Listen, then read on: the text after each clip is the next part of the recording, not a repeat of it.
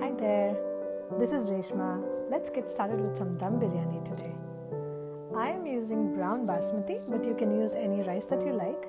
First, let's wash this really well until the water runs clear and then soak it for 20 minutes. In a large pot, let's take a lot of water, add spices and bring this to a nice boil. To this, add drained rice and let it cook. Add salt. You can also add a teaspoon of vinegar to this. I'm adding some cumin seeds.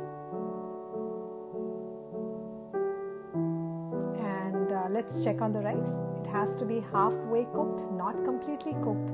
That's very, very crucial. At this point, let's drain it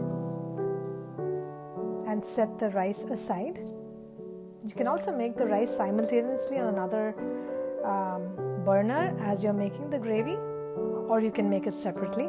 Either works. For now, for the gravy, let's take a big saucepan, add oil, add onions and saute it to a nice brown. Add some chilies and ginger garlic paste and saute that as well. Once the onions are beginning to caramelize, you can add meat. Here I have used lamb. You can also add chicken instead. If you're a vegetarian, you can also just add vegetables at this point. Then you add tomatoes, chopped coriander and salt to this. Saute that well.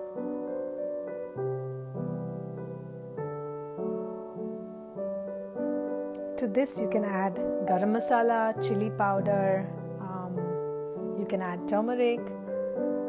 Some people also add coriander powder and cumin powder. I haven't added those to this.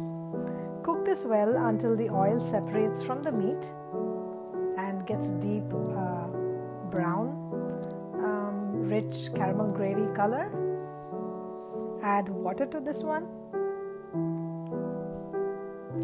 Stir it well.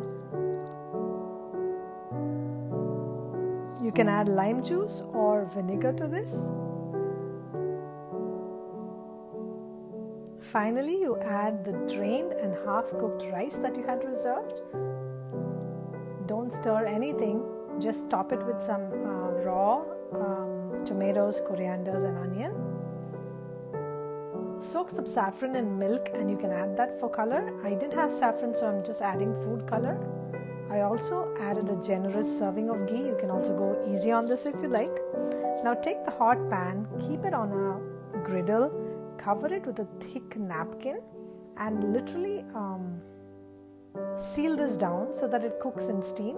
It has to cook on low for 20 minutes and then rest it for 15 minutes. Now you can gently mix in the gravy from the bottom with the rice on top, and you can garnish it with caramelized onions.